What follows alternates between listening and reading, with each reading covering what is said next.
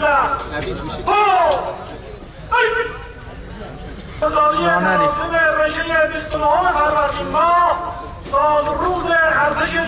و دلدادگی مقدر فرمود. تمام فاطمی سرشت خود آماده جانفشانی های نیروی زمینی افسران شاهد مقام بازگردهای دانشجویان دانشگاه افسری امام علی علیه السلام این نیرو بود جنگندگی ها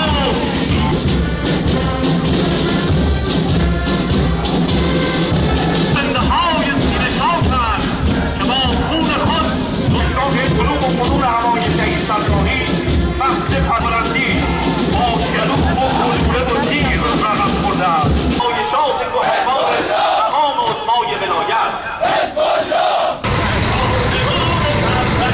سلاح دوام بالای شش جول اخگر شریفای شهرها آیه حضور و تماسه را رفت بزرگوار جمهوری اسلامی ایران و شهیدان آرمیده در بهشت زهرا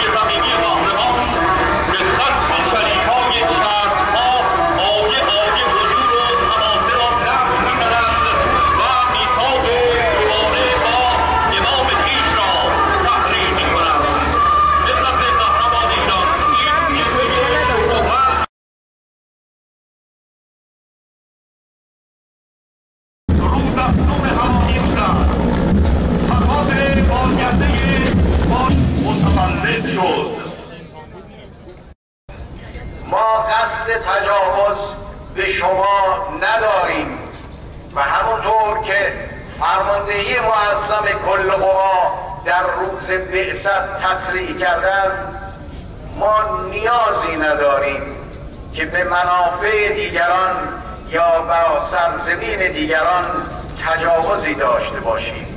کشوری بزرگ داریم با منابع عظیم و ملتی بزرگ و فرهیخته و در طول دهها و صدها سال گذشته هیچگاه کشور ایران کشور متجاوز به کشورهای همسایه و منطقه نبوده است و همواره به کمک دولتها و ملتها به پا خواسته است.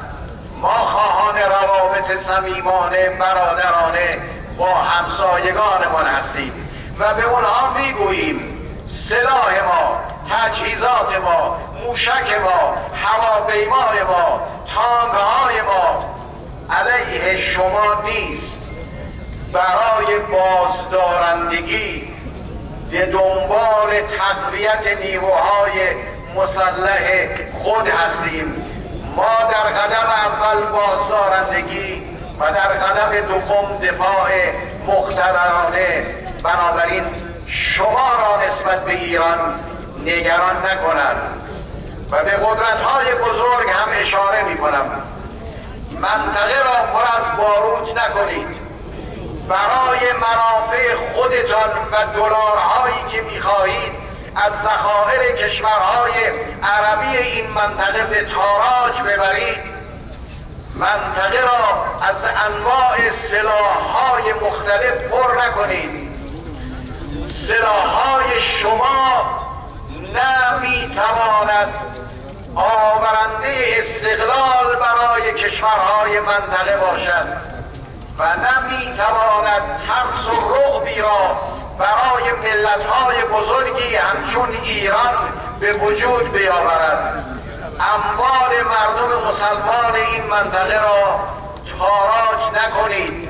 تاجرانه با کشورهای این منطقه مواجه نشید. ذخایر اونها را نبرید و کارخانه‌های اسلحه سازی خودتان را روز به روز توسعه ندهید.